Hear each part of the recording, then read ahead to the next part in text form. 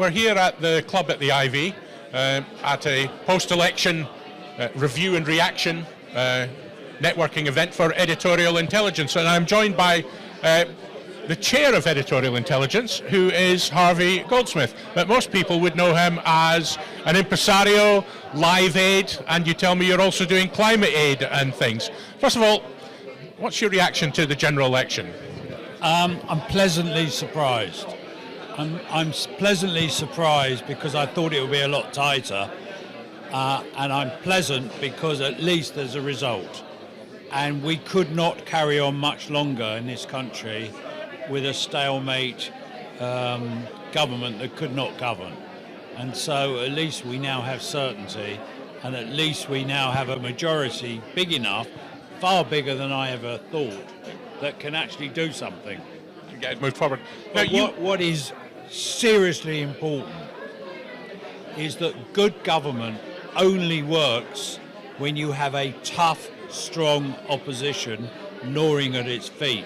And unfortunately, the Labour Party are now in a complete disarray and a mess.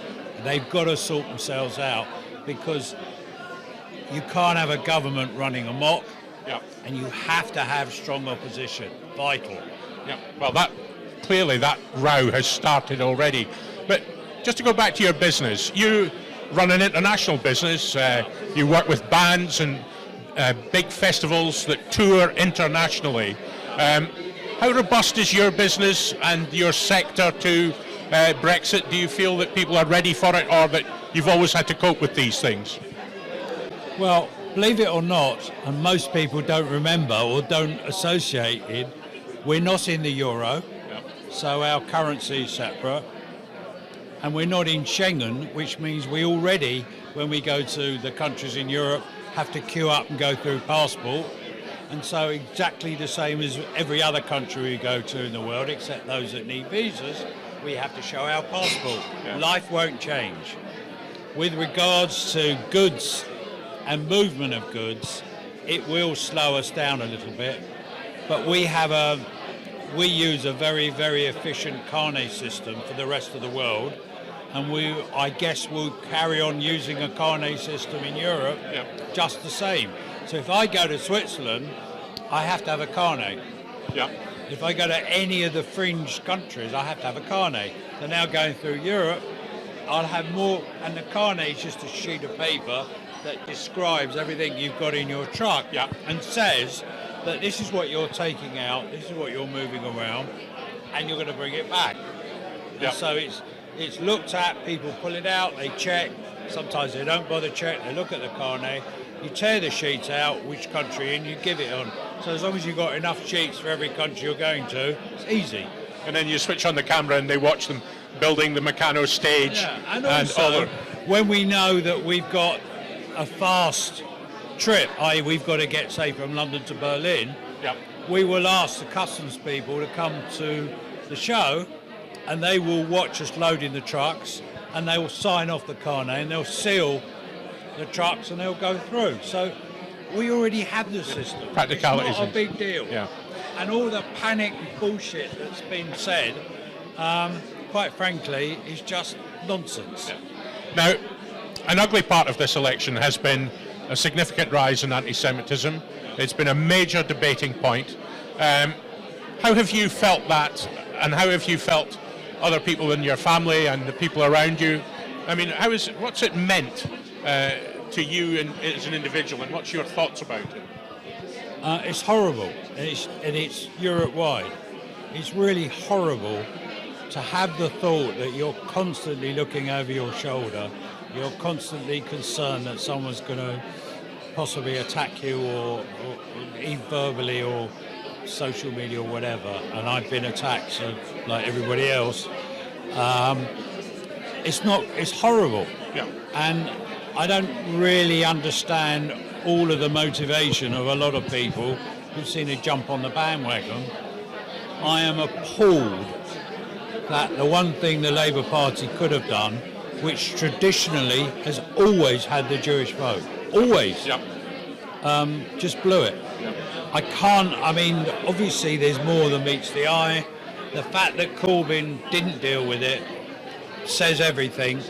The fact that the leadership of the Labour Party ignored it says everything.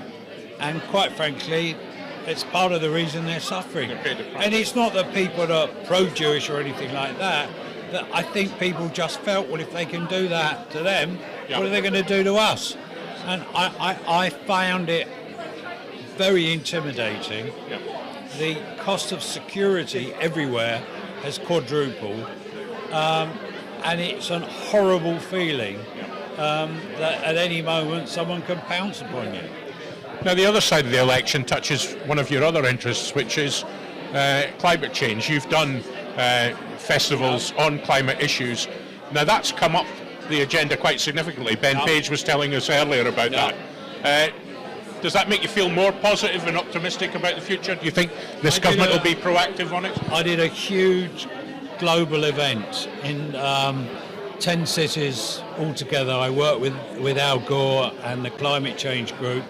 We were a little bit ahead of our time to try and make people aware of the possibilities that climate was affecting us. There is no doubt that the world is polluting itself to excess. We see that all the time with plastic in the rivers and the seas and all that kind of stuff. There are lots and lots of things that we as individuals can do. I am firmly against the principle of taxing, because quite frankly, banging people over the head about climate change is not going to win them through. And I even invested in a business which again should start to grow now, called the Recycle Bank. Oh yeah.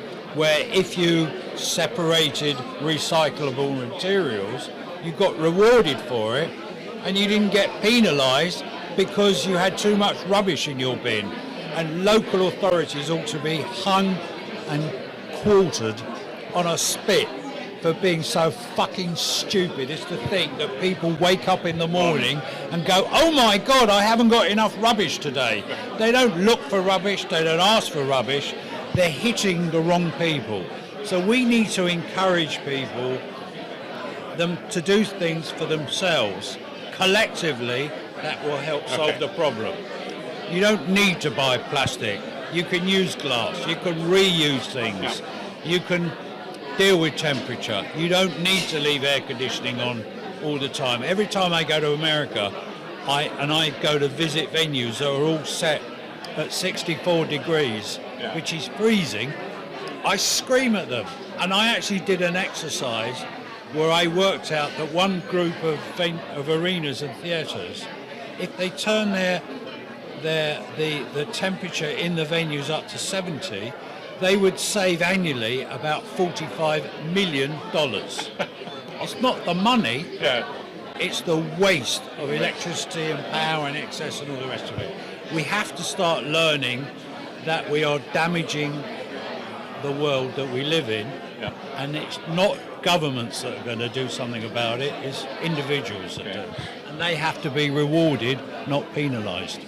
Well, you've been at the centre of some great campaigns. That's your manifesto for the future. Harvey Goldsmith, Chairman of Editorial Intelligence, thank you very much. Pleasure.